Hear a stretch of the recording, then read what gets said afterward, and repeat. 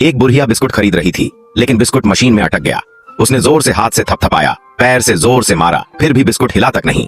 गुस्से में वह सीधा चली गई, लेकिन जितना सोचती उतना ही और चिढ़ जाती।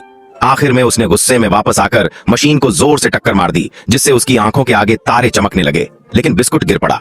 वह स्टेशन पहुंची, एक बिस्कुट निकाला और खाने लगी, फिर अखबार खोलकर ट्रेन का इंतजार करने लगी। लेकिन जब उसने दूसरा बिस्कुट उठाने के लिए हाथ बढ़ाया तो एक अनजान हाथ भी उसकी ओर बढ़ा।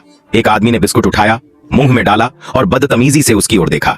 बुढ़िया गुस्से में कांप उठी, जल्दी से बिस्कुट वापस ले लिया और अपनी गोद में रख लिया। लेकिन वह आदमी बिना किसी शर्म के उसकी आंखों के सामने एक और बिस्कुट खा गया। बुढ़िया को बहुत गुस्सा आया, वह कुर्सी पर चढ़ गई। उसने आदमी को उंगली से ठोका और उस पर चिल्लाने लगी। पूरी 1 मिनट तक उसने उसकी नैतिकता पर भाषण दे डाला, लेकिन वह आदमी बस हंसता रहा।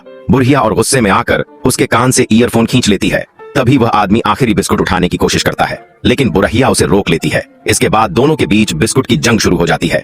आखिरकार बिस्कुट आदमी के हाथ लग जाता है, लेकिन वह पूरा नहीं खाता, बल्कि आधा तोड़कर बुढ़िया को दे देता है। बुढ़िया का गुस्सा 7वें आसमान पर पहुंच जाता है। वह सोचती है, मेरी मेहनत से खरीदे गए बिस्कुट का आधा हिस्सा यह आदमी खा गया। उसने गुस्से में बिस्कुट उठाकर जोर से मसल दिया, फिर अपना सामान उठाया और वहां से चली गई। ट्रेन में चढ़ने के बाद उसने देखा कि आदमी उसे हाथ हिला रहा था।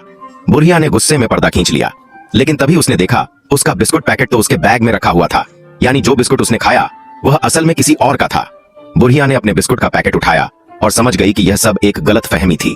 उसे बहुत शर्मिंदगी महसूस हुई, लेकिन तब तक ट्रेन चल चुकी थी।